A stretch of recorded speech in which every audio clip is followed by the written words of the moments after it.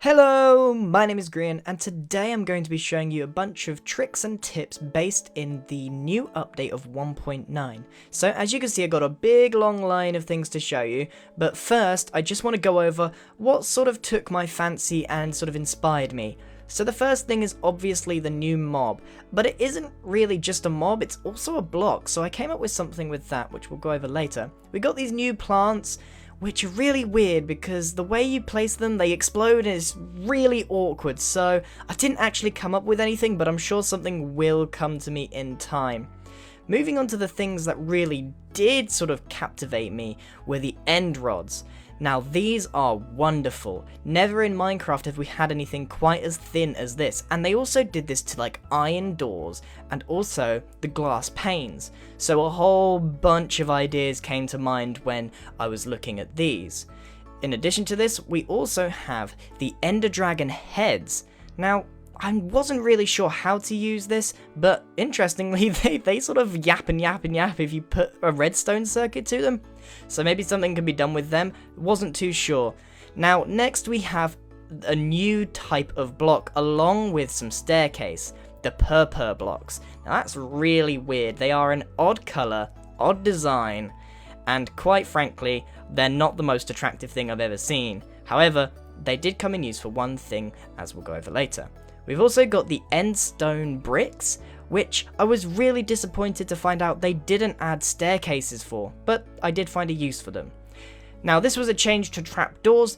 Now we no longer need barrier blocks to make them float, so a bunch of ideas came to mind with that, and you can just place them on top of each other and close them. It's fairly easy to use, and then you can just get rid of them. You know, they really did change them for the better.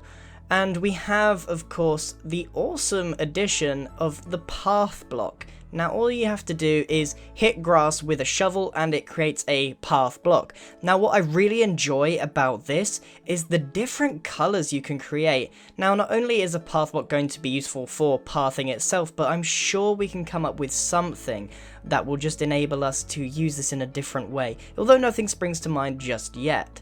So those are all the changes that sort of interested me in terms of building, so let's get into some of the innovations. So the shulker is a very interesting mob, mostly because it acts like an actual block and it moves up and down. So my initial thought was, for a map making purposes, that you could have a room that you walk through and it will interrupt you as you walk just because of the height of the ceiling, and I thought that was a really interesting mechanic. It does like to glitch out if you get caught, but I thought it could be used in some regards to that. Next we have the purpur blocks, used in a sort of space prison kind of way.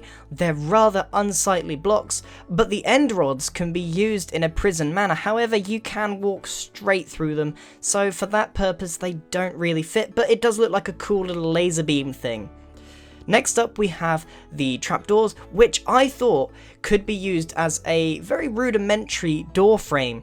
Now they are the only blocks that will stand up that way. I've always wanted a slab that would stand up, but that looks like the closest thing we're gonna get. So maybe if you retextured them in the resource pack, you could get a really, really nice looking block. So that's what sprung to mind with that.